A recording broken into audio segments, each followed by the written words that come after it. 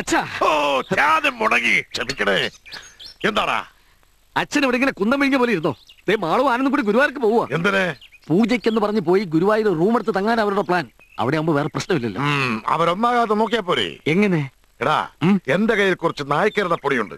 അതവരുടെ ദേഹത്ത് തൂയാലോ? ചൊറിയും. മുറി എടുത്താലും അവർ ചൊറിഞ്ഞുകൊണ്ടേയിരിക്കും. അത് മതി. പക്ഷെ എങ്ങനെ തൂക്കും? ക്ഷണക്രിയം ചാത്ത. ഒരു വഴി എനിക്ക് ചാത്തൻ കാണിച്ചു തരുന്നുണ്ട്.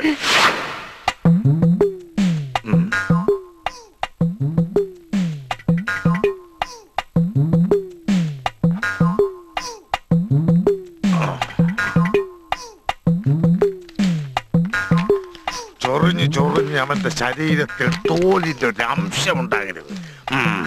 ഞാനൊന്ന് നോക്കട്ടെ.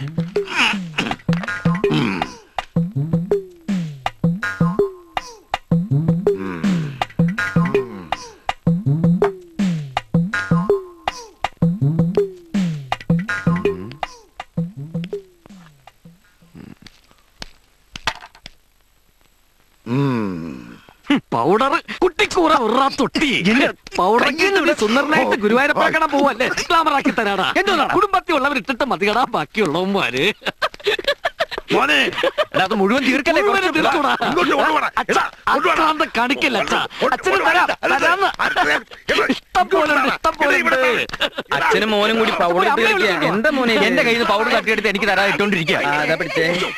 വാണിയംകുളം ചന്തയിലേ ഞാൻ വെട്ടാൻ വരുന്ന പോത്തിന് ഒറ്റയ്ക്ക് പിടിച്ചിട്ട് ഞാൻ എന്റെ മോനിടണ്ട പൗഡർ രണ്ടുപേരിട്ട് കളിക്കേ.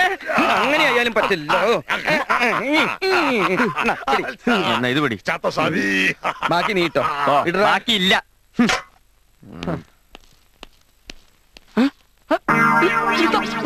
മായോ ഇത് റിവേഴ്സ് അടിച്ചല്ലോടാ.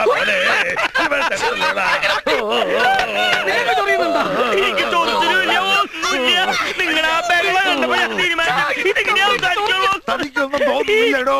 ഒന്നും തോന്നുന്നില്ലേ? ഇപ്പൊ തോന്നുന്നോ?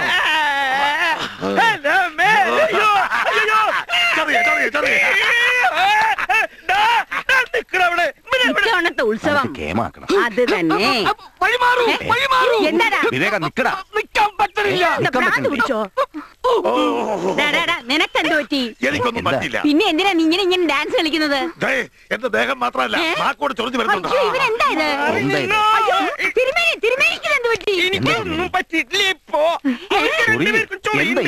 എന്റെ പുറത്തൊന്നും വെറുതെ മാന്തി തരാൻ പറഞ്ഞ ഒരാള് തീയില്